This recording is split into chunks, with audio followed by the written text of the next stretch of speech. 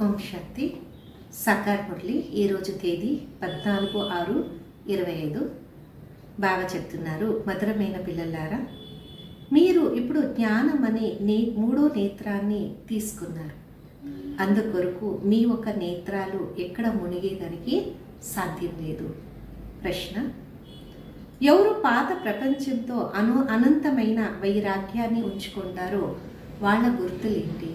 జవాబు: వాళ్ళు అన్నీ కూడా బాబా ముందు అర్పణ చేస్తారు. మాది అనేది ఏమీ లేదు బాబా, మాది ఈ దేహం కూడా కాదు, ఇది పాత దేహము, దీన్ని కూడా వదలాలి కదా. వాళ్ళ మోహం కూడా అన్నిటితో విరిగిపోతుంది. నష్టమోహిగా ఉంటారు. వాళ్ళ బుద్ధిలో ఉంటుంది, ఇక్కడ ఉండేది ఏది కూడా మనకి పనికిరాదు, ఎందుకంటే ఇదంతా హద్దులా ఉంది. ఓం శాంతి. బాబా పిల్లలకి బ్రహ్మాండము మరియు సృష్టి చక్రం ఒక ఆది మధ్య అంత్య జ్ఞానాన్ని వినిపిస్తున్నారు. వేరే ఎవరు కూడా వినిపించేకి సాధ్యం లేదు. గీతల రాజయోగం ఒక వర్ణన ఉంది. భగవంతుడే వచ్చి నరని ఇంకా నారాయణగా చేసినారు.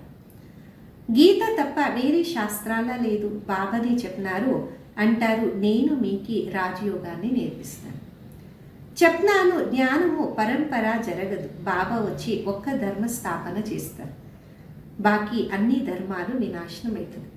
ఏ ఒక్క శాస్త్రాలు కూడా పరంపర ఉండదు. వేరే ధర్మ స్థాపకలు వచ్చినప్పుడు ఆ సమయంలో వినాశనం ఉండదు, అన్ని సమాప్తి కాదు కదా. భక్తి మార్గం ఒక శాస్త్రాలు చదువుతూ వచ్చినారు. బ్రాహ్మణ ధర్మము జరిగేది భలే శాస్త్రాలు గీతల కూడా ఉంది. అయితే భక్తి మార్గం ఇంకా తయారు చేస్తున్నారు, ఎందుకంటే సత్యుగంలో శాస్త్రాలే ఉండదు మరియు వేరే ధర్మం ఒక సమయంలో వినాశనం కూడా జరగదు. పాత ప్రపంచం సమాప్తి కాదు, మళ్ళా కొత్తది అయ్యేదానికి అది జరుగుతూనే ఉంటుంది. ఇప్పుడు పిల్లలకు తెలుసు, ఈ పాత ప్రపంచం సమాప్తి అవుతుంది, దీంట్లో బాబాని చదివిస్తారు. గాయనం కూడా ఒక గీతాదే ఉంది. గీతా జయంతిని ఆచరిస్తాం. వేద జయంతి అయితే కాదు, భగవంతుడు ఒకరు ఒకేసారి వచ్చి జయంతిని ఆచరిస్తారు. బాకీ అన్ని రచన దాని నుండి ఏమీ దొరకదు. ఆస్తి తండ్రిని ఇంకా దొరుకుతుంది, పిన్నాన్న పెద్ద నాన్న ఎవరిని ఇంకా కూడా ఆస్తి దొరకదు కదా. ఇప్పుడు ఇది అనంతమైన తండ్రి అనంతమైన జ్ఞానాన్ని ఇస్తున్నారు. ఇది శాస్త్రాల మనం చదువులేము అంటారు కదా, అవన్నీ కూడా భక్తి మార్గంది. నేను అన్నిటికీ సారాన్ని చెప్తున్నాను. శాస్త్రాలు ఏమీ చదువు కాదు, చదువుని ఇంకా పదవి ప్రాప్తి దొరుకుతుంది కదా. చదువు బాబానే చదువుపిస్తారు పిల్లలకి. భగవంతుని ఒక మహావాక్యము పిల్లల ప్రతి 5,000 సంవత్సరాల తర్వాత ఇలాగే జరుగుతుంది. పిల్లలకి తెలుసు, మనం బాబా నుండి రచయిత రచన ఒక ఆది మధ్య అంత్యాన్ని తెలుసుకున్నాం. ఇది ఎవరు చెప్పేదానికి సాధ్యం లేదు, బాబా తప్ప. ఈ నోటని ఇంకా చెప్తారు, దీనికి ముఖ కమలము అంటారు. భగవంతుడు లోన్ తీసుకున్నారు ఈ నోటిని, దీనికి గోముఖం అంటారు. పెద్ద తల్లి కదా, వీళ్ళ నోటి ద్వారా జ్ఞానం అనే మహావాక్యాలు బయటికి వస్తుంది. అక్కడైతే జలాన్ని చూపించేస్తున్నారు. భక్తి మార్గంలో గోముఖం జలాన్ని చూపించినారు. ఇప్పుడు పిల్లలకి తెలుసు, భక్తి మార్గంలో ఏమేం చేసినాము అంట. ఎంత దూరము గోముఖం దగ్గర వెళ్తారు నీళ్లు తాగేదానికి. ఇప్పుడు మీరు మనుష్యుల్ని ఇంకా దేవతలు అవుతున్నారు తెలుసు. బాబా కల్పము వచ్చి మనుష్యుల నుండి దేవతలుగా చేసేదానికి చదివిస్తారు. చూస్తున్నారు ఎలా చదివిస్తున్నారు, అందరికీ చెప్తారు కదా, భగవంతుడు మనకి చదివిస్తారు అంటారు. నన్ను ఒక్కరిని స్మృతి చేయండి, అప్పుడు మీ వికర్మాల వినాశనం ఇది. మీకే తెలుసు, సత్యుగంలో చాలా తక్కువ మనుషులు ఉండేవాళ్ళు, కలియుగంలో ఎంతమంది మనుషులు ఉన్నారు. బాబా వచ్చి ఆది సనాతన దేవి దేవత ధర్మం ఒక స్థాపన చేస్తారు. మనము మనుషుల నుండి దేవతలుగా అవుతున్నాం. మనుషుల నుండి దేవతలుగా చేసే వాళ్ళు బాబా. అయితే ఆ పిల్లల్లో కూడా దైవీ గుణాలు కనిపించాలి. క్రోధం అనే అంశం ఉండకూడదు. క్రోధం వచ్చేస్తే తక్షణం బాబాకి రాయాలి, బాబా ఈరోజు ఈ తప్పు జరిగింది, మేము క్రోధం చేసినాం, వికర్మం చేసినాం, బాబా నుండి మీ ఒక కనెక్షన్ ఎలాగుంది? బాబా క్షమ చేస్తారు అంటారు, క్షమ జరగదు, బాకీ ముందు కొరకు తప్పు చేయొద్దండి. టీచర్ క్షమ చేయదు, రిజిస్టర్ చూపిస్తారు మీ ఒక మేనర్స్ మంచిగా లేదు అని. అనంతమైన తండ్రి అంటారు, మీకే మీరు మేనర్స్ని చూసుకోండి, రోజు మీ లెక్కాచారాన్ని చూడండి, ఎవరికి దుఃఖాన్ని ఇస్తా లేదు తనే, ఇబ్బంది చేస్తా లేదు తనే. దైవీ గుణాలు ధారణ చేసేదానికి టైం అయితే పడుతుంది. దేహ అభిమానము చాలా కష్టంగా బయటికి పోతుంది. ఎప్పుడు మిమ్మల్ని మీరు ఆత్మ అని తెలుసుకుంటారో అప్పుడు బాబా తోడు కూడా ప్రేమ ఉంటుంది. లేదు అంటే దేహము కర్మబంధనంలా బుద్ధి చిక్కేసుకొని వేలాడుతూ ఉంటుంది. బాబా అంటారు, మీరు దేహం అనే శరీరాన్ని పోషించేదని కర్మం చేయండి, దీనికి కూడా టైము తీయండి. భక్తి మార్గంలో కూడా సమయాన్ని తీసేవాళ్ళు కదా. మీరా కృష్ణుని ఒక స్మృతి చేసేది, పునర్జన్మము ఇక్కడే తీసుకొని ఉండొచ్చు కదా. ఇప్పుడు మీ పిల్లలకి ఈ పాత ప్రపంచంతో వైరాగ్యం వచ్చింది. తెలుసు ఈ పాత ప్రపంచంలో మళ్ళీ పునర్జన్మంలో వచ్చే అవసరం లేదు, ప్రపంచమే సమాప్తి అవుతుంది. ఈ అన్ని విషయాలు మీ బుద్ధిలో ఉంది. ఎలాగ బాబాల జ్ఞానం ఉందో అలాగే పిల్లల్లో కూడా ఉంది. ఈ సృష్టి చక్రము వేరే బుద్ధిలా లేదు, మీలా కూడా నంబర్ వారు ఉంది. ఎవరు బుద్ధిలో ఉంటుందో వాళ్ళే శ్రేష్టాతి శ్రేష్ట తండ్రిని అర్థం చేసుకోగలరు. వాళ్ళు మనకి చదివిస్తున్నారు. ఇది కూడా మీకు తెలుసు. మీ బుద్ధిలా మొత్తం 84 జన్మాలొక చక్రం ఉంది, స్మృతిలా ఉంది కదా. ఇప్పుడు నరకంలో అంతిమ జన్మము దీనికంటారు రో నరకము అంట. చాలా కల్మషం ఉంది. అందుకే సన్యాసీలు ఇల్లు వదిలేసి వెళ్తారు. అయితే అక్కడ దేహం అనే మాట వస్తుంది. మీరు సన్యాసత్వం బుద్ధిని ఇంకా చేస్తారు, ఎందుకంటే మీకు తెలుసు ఇప్పుడు మనము వాపస్సు వెళ్ళాలి, అన్నీ మర్చిపోవాలి. ఈ పాత కల్మషమైన ప్రపంచము సమాప్తి అయింది. ఇల్లు పాతదైనప్పుడు కొత్తది తయారు చేస్తారు, హృదయంలో వస్తుంది, ఇల్లు ఇది పడిపోతుంది అంట. మీరు పిల్లలు కూడా చదువుతున్నారు, తెలుసు ఈ పాత ప్రపంచం ఒక సమాప్తి అవుతుంది. ఇప్పుడు కొద్దిగా టైం ఉంది, చాలా పిల్లలు వచ్చి చదువుకుంటారు. కొత్త ఇల్లు కూడా తయారైతుంది, పాతది విరిగిపోతుంది, బాకీ కొన్ని రోజులు ఉంది. మీ బుద్ధిలో అనంతమైన విషయాలుంది. ఇప్పుడు ఈ పాత ప్రపంచంతో ఆసక్తిని ఉంచుకోవద్దండి, ఇది ఏమీ పనికి రాదు, ఇక్కడ మనం వెళ్ళాలి. బాబా అంటారు, ఈ పాత ప్రపంచంతో ఆసక్తి ఉంచుకోవద్దండి, తండ్రిని ఇళ్ళని స్మృతి చేయండి, అప్పుడు వికర్మాలు వినాశనం అవుతుంది. లేదు అంటే చాలా శిక్ష తీసుకోవాల్సి పడుతుంది, పదవి కూడా భ్రష్టగా అయిపోతుంది. ఆత్మకి చింత ఉంటుంది, మనం 84 జన్మాలు అనుభవిస్తున్నాము అంట.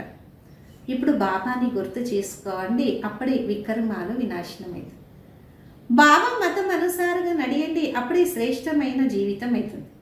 బాబా శ్రేష్టాతి శ్రేష్ఠుడు, ఇది కూడా మీకు తెలుసు. బాబా మంచిగా స్మృతిని ఇస్తున్నారు. అనంతమైన బాబా జ్ఞాన సాగరు, వాళ్ళే వచ్చి చదివిస్తారు. బాబా అంటారు, ఈ చదవండి, దేహం వరకు పోషించేదానికి అన్నీ చేస్తూ ఉండండి, అయితే ట్రస్టీగా ఉండండి. ఏ పిల్లలకి పాత ప్రపంచంతో అనంతమైన వైరాగ్యం ఉంటుందో వాళ్ళు అన్ని బాబాకి సమర్పణ చేస్తారు. మాది ఏమీ లేదు బాబా, ఈ దేహం కూడా కాదు, ఇది కూడా పాత దేహమే, దీన్ని వదలాలి కదా. అన్నిటితో మోహం ఇంకా విడుదలవుతారు, నష్టమోహి అవుతారు. ఇదే అనంతమైన వైరాగ్యం. అక్కడ హద్దు వైరాగ్యం ఉంటుంది, బుద్ధిలో ఉంది. మనం స్వర్గంలో వెళ్ళి మన మహల్లు తయారు చేసుకుంటాం. ఇక్కడ ఏమీ కూడా పనికి రాదు, ఇవన్నీ కూడా హద్దు కదా, అంటే లిమిట్. ఇప్పుడు మనము హద్దుని ఇంకా బేహద్దులో వెళ్తున్నాం. మన బుద్ధిలా ఈ అనంతమైన జ్ఞానమే ఉంటుంది. ఇక్కడ మన నేత్రాలు మునిగిపోదు. ఇప్పుడు మనం ఇంటికి వెళ్ళాలి. కల్పకల్పము బాబా వచ్చి మనకి చదివించి తోడు తీసుకువెళ్తారు. మన కోసము బాబా కొత్త ప్రపంచంలో తయారు చేస్తున్నారు, అక్కడైతే చదివించరు కదా. మీకే తెలుసు, కల్పకల్పం మనమే చదువుకుంటాము, అయితే మనలో కూడా నంబర్ వారు ఉన్నారు. మొత్తం ప్రపంచంలో ఎంతమంది మనుషులు ఉన్నారు? అయితే ఎంతమందికి తెలుసు? మెల్లమెల్లగా బ్రాహ్మణలోక వృక్షం కూడా పెరుగుతూ వెళ్తుంది. డ్రామా అనుసారంగా స్థాపన చెందుతుంది. పిల్లలే తెలుసు మనము ఆత్మిక గవర్నమెంటు, మనము దివ్య దృష్టిని ఇంకా కొత్త ప్రపంచాన్ని చూస్తున్నాం, అక్కడ వెళ్ళాలి. భగవంతుడు ఒకరే, ఆతడే చదివిస్తారు, రాజయోగం బాబాని నేర్పిస్తారు. ఆ సమయము యుద్ధం కూడా ఖచ్చితంగా అవుతుంది. ఎన్నో ధర్మాలు ఒక వినాశనము, ఒక్క ధర్మస్థాపన జరుగుతుంది. మీరు కూడా వాళ్ళే కల్పకల్పం మీరే వచ్చి చదువుకుంటారు, వారసత్వాన్ని మీరే తీసుకుంటారు. పురుషార్థము ప్రతి ఒక్కరూ వాళ్ళ కోసం వాళ్ళే చేయాలి. ఇది అనంతమైన చదువు. ఈ శిక్షణ మనుషులు ఎవరు ఇచ్చేదానికి సాధ్యం లేదు. బాబా శ్యామ సుందరుడు అని అర్థాన్ని కూడా చెప్తున్నారు. మనకి తెలుసు ఇప్పుడు మనం సుందరంగా ఉండేవాళ్ళు, ఇప్పుడు శ్యామ్ అంటే నల్లగా అయినాం. కృష్ణుడు ఒక్కడే కాదు, మొత్తం రాజ్యధాని కూడా అలాగే ఉంటుంది. ఇప్పుడు మీకు అర్థమైంది, నరకవాసిని ఇంకా స్వర్గవాసిగా అవుతున్నాం. ఇప్పుడు మీరు ఈ నరకం ఇంకా ద్వేషాన్ని తెచ్చుకుంటున్నారు. మీరు ఇప్పుడు పురుషోత్తమ సంగమయుగంలో వచ్చినారు, ఇంతమంది వస్తారు. దీంట్లో కూడా కల్పం వెనక వాళ్ళే నిల్చుకునేకి సాధ్యం. సంగమ యుగాన్ని మంచిగా అర్థం చేసుకోండి.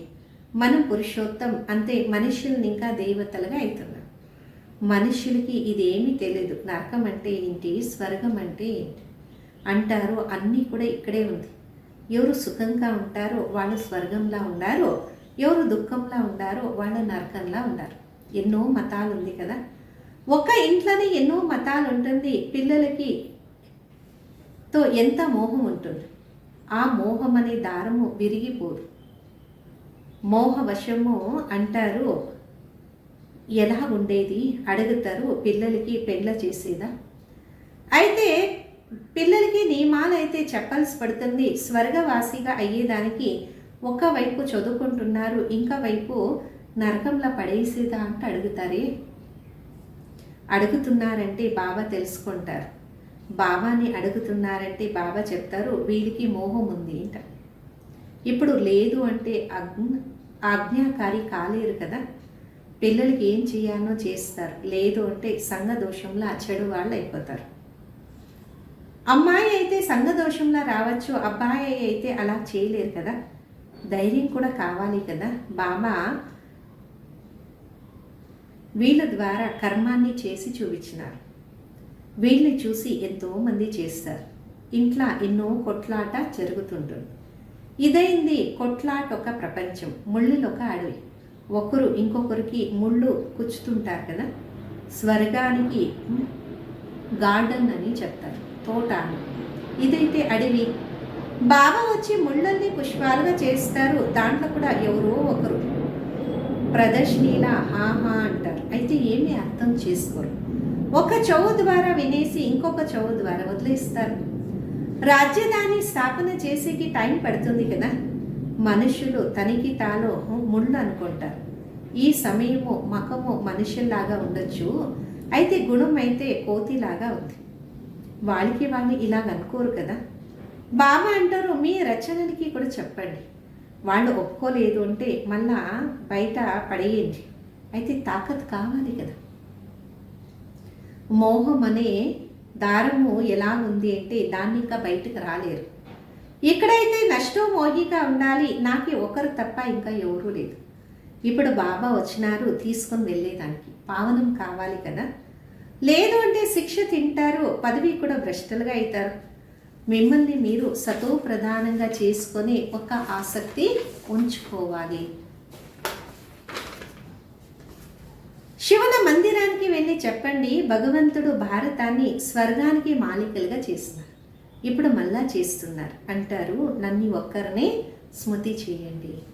అచ్చా మీటే మీటే సిక్కిలదే बच्चों प्रति माता पिता बाप दादा का याद प्यार और गुड मॉर्निंग। रूहानी बाप की रूहानी बच्चों को नमस्ते।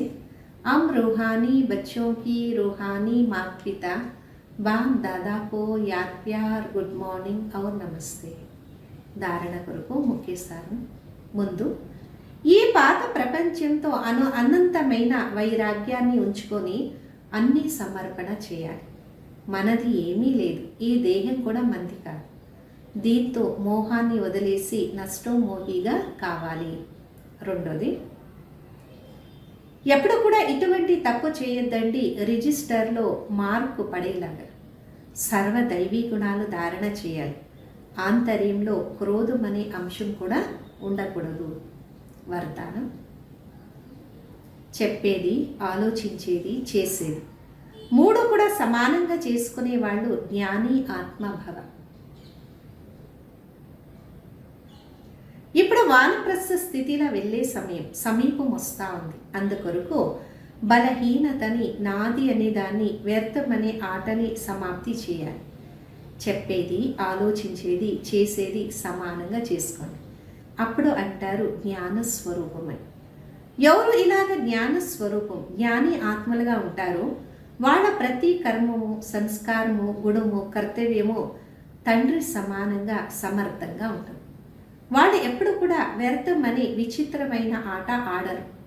సదా పరమాత్మ మిలన అనే ఒక ఆటలా బిజీగా ఉంటారు. ఒక బాబాతో మిలనాన్ని అనుభవిస్తూ ఇతరుల్ని కూడా తండ్రి సమానంగా తయారు చేస్తారు. స్లోగను: సేవ అనే ఉమంగం చిన్న చిన్న అనారోగ్యాన్ని కూడా సమాప్తి చేస్తుంది. సేవ అనే ఉమంగము చిన్న చిన్న అనారోగ్యాన్ని సమాప్తి చేస్తుంది. అవ్యక్త ఇషారా: ఆత్మిక స్థితిలో ఉండే అలవాటు చేసుకోండి. అంతర్ముఖి కాండి. అంతర్ముఖి అంటే నోడు మళ్ళా మనస్సు రెండు మౌనంగా ఉండాలి. నోరు ఒక మౌనం అయితే ప్రపంచంలో ఎంతో మంది చేస్తారు. అయితే వ్యర్థ సంకల్పాలు అనే మనస్సు మౌనము అవసరం ఉంది. ఎలాగ ట్రాఫిక్ కంట్రోల్ చేస్తారో వ్యర్థాన్ని ట్రాఫిక్ కంట్రోల్ చేస్తారు. అలాగే మధ్య మధ్యలో ఒకరోజు మనస్సు వ్యర్థము అనే ట్రాఫిక్ కంట్రోలు చేయండి. ఓం శాంతి.